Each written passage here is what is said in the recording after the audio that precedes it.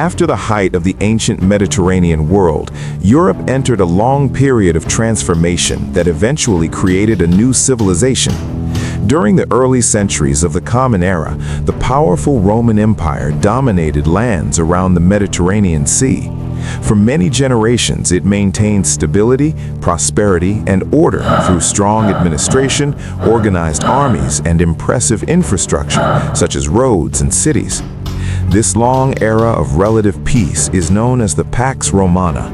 Trade flourished, culture developed, and millions of people lived under Roman rule. During this time, a new faith began spreading quietly through the empire. What started as a small movement within Jewish communities gradually expanded across Roman society.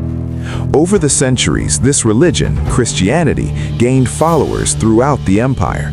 By the 4th century, it had become closely connected with imperial power and eventually turned into the official religion of Rome. However, while the new faith was spreading, the empire itself was weakening. Economic troubles, disease, and political instability placed enormous pressure on Roman institutions. Governing such a massive territory from one center became increasingly difficult. In 395 CE, the empire was officially divided into two parts, a western half governed from Rome and an eastern half centered in the city of Constantinople, which later became the capital of the Byzantine Empire. The eastern half remained wealthy and organized, while the western regions became poorer and more vulnerable. Beyond the empire's borders lived many tribal societies, often labeled by the Romans as barbarians. Many of these groups, particularly Germanic tribes, began moving toward Roman territory. Some entered peacefully as settlers or soldiers, while others arrived through conflict and invasion. Over time, these migrations reshaped the political landscape of Western Europe.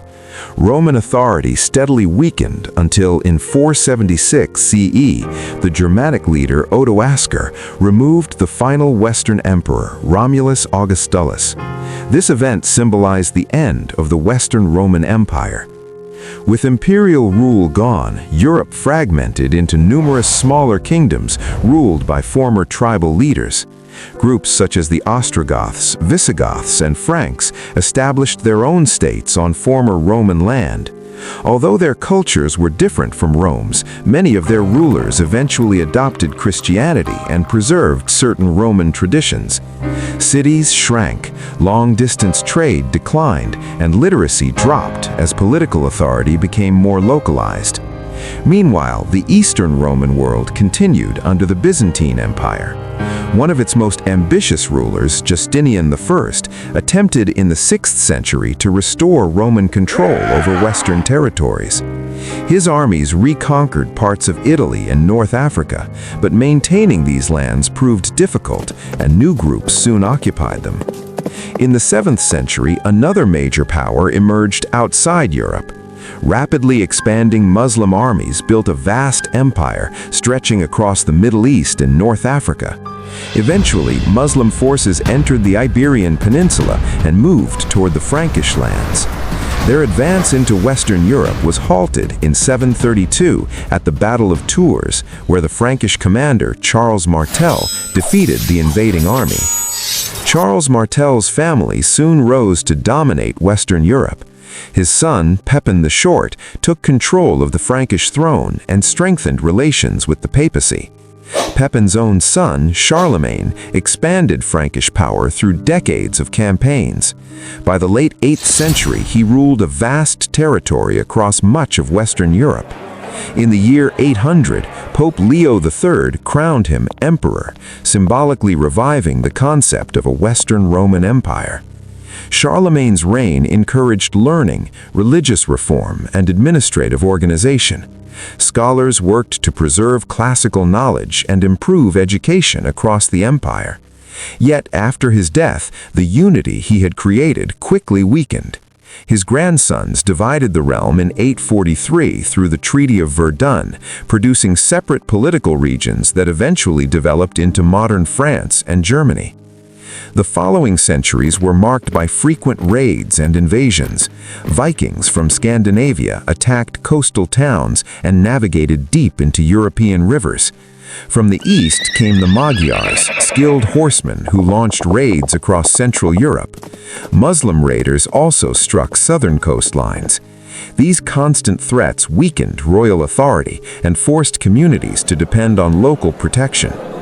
In response, regional lords built fortified residences and gathered armed followers.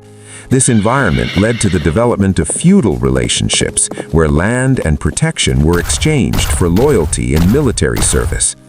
Armored horsemen, known as knights, became the dominant warriors of the time, and society was organized around networks of obligations between nobles, rulers, and peasants.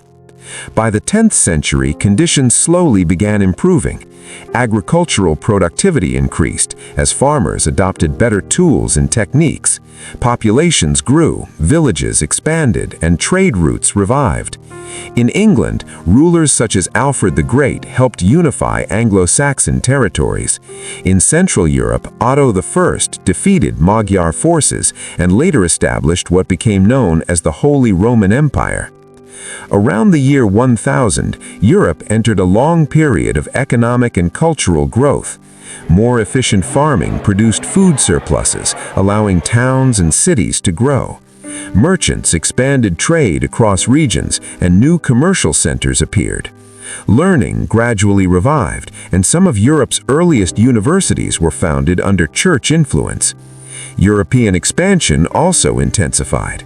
In 1066, William the Conqueror crossed the English Channel and defeated Anglo-Saxon forces at the Battle of Hastings, transforming England's ruling class.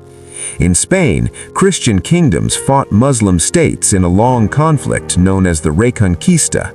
Meanwhile, religious enthusiasm led to the Crusades after Pope Urban II called for an armed expedition to capture Jerusalem. At the same time, the Roman Catholic Church grew increasingly powerful. Reform movements strengthened the authority of the papacy and expanded its influence across Europe. Popes and kings often clashed over political control and the right to appoint church leaders, but the church remained one of the most influential institutions of medieval society. In the 14th century, Europe faced one of the greatest disasters in its history. In 1347, a deadly epidemic known as the Black Death spread rapidly across the continent. Within only a few years, it killed a huge portion of Europe's population. Entire communities vanished, economies collapsed, and fear spread through society. Yet Europe eventually recovered. With fewer people, land became more available, and workers gained greater bargaining power. Wages increased, and social tensions sometimes erupted into uprisings. At the same time, new technologies and cultural ideas began to appear. In Italian cities, scholars and artists launched the Renaissance, a movement that revived interest in classical learning and human creativity. Military technology was also changing. The introduction of gunpowder weapons weakened traditional castles and reduced the battlefield dominance of knights. Monarchs who could afford large armies and artillery strengthened their authority over nobles. Wars such as the 100 Years' War between England and France reshaped political boundaries and strengthened emerging national identities. By the late 15th century, stronger centralized kingdoms had appeared across Europe.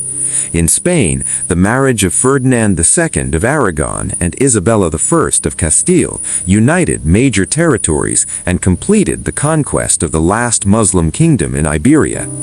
Soon afterward, European powers began looking beyond their continent. Explorers sponsored by Portugal and Spain searched for new sea routes to distant markets. In 1492, Christopher Columbus sailed west across the Atlantic Ocean and reached lands previously unknown to Europeans.